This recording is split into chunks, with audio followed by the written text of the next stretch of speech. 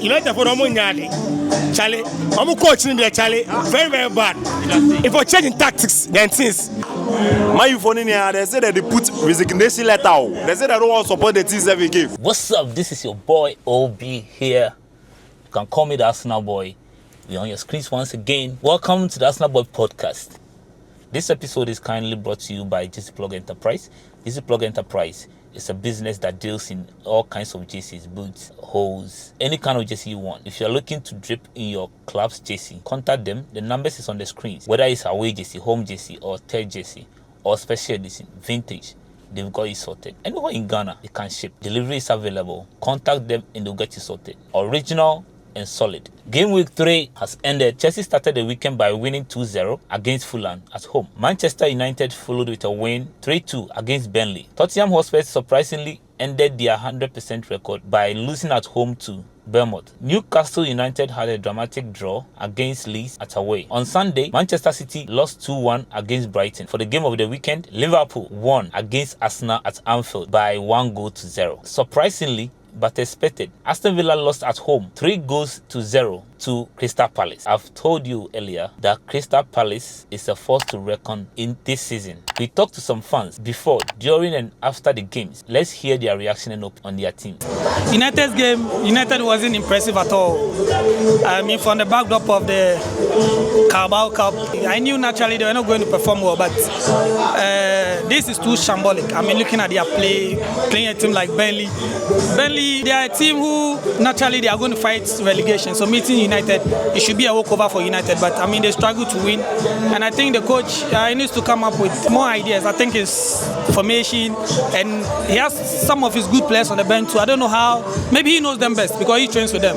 So looking at the selection, for me, I have a little bit problem. But maybe he sees talking about Menu. Last season, he had a very decent season, and I thought he should be in the starting lineup. I mean, Casemiro, everybody knows he's had his time with Real Madrid, and it's time for the young ones to also play. But I don't know why Casemiro is playing ahead of Menu. But I mean, the coach knows them best.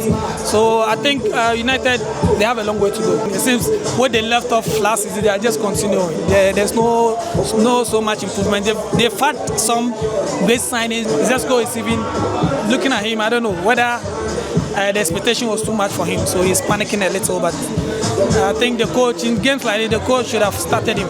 Burnley is no big team that he should keep Zesco on the bench. He should have started him for him to build his confidence. But I don't know why he kept him on the bench. And at the point they had an injury, a striker got injured, Kuna, and I was expecting Zesco to come by. He didn't even bring Zesco. That means in the pegging order, Zesco is still down there. So the coach should just come down. Being a coach of Manchester United is a very big platform, and the expectation is also very high. So I think he should just cool down, do the basics. I mean, he's trying to overthink and do a lot of stuff. He should just do the basics, and I think they'll be okay. I mean, the team should get stability. That is the only thing. When you get stability, you move on from there. You pick from it. But no matter the situation the club is going through, always the coach bears the blunt. So I think everything stops with the coach. So as I said, his tactics, playing third back in a top speed league. You should know that when there's a counter, you are going to struggle because you wouldn't get the numbers to defend when the opponent picks the ball. So you should just change his style. You shouldn't be stubborn. You shouldn't be ready. You need to be flexible. Just listen. There was this coach, Sean Dyche. He was asked about United and he said the coach is not doing well because if he were to be in United, he would have won more matches than Amarin is winning because he should just get a basis, just a 4-4-2 formation for the team to get stability and pick from there. Off the pitch issues are also worrying. The Garnacho issue has been resolved. He's now moved to Chelsea. Anthony is also going to Real Betis. And now Menu has also put in a transfer request, and I heard they are not going to let him. I think off the field issues are also worrying them. He should be certain with who is staying, who is leaving. If the player wants to leave, just allow him to leave, so that you will know who is really willing to die for the team or die for the club, and you move on from there. So I think the coach is also making matters worse. For me, United are struggling. The coach is not really helping.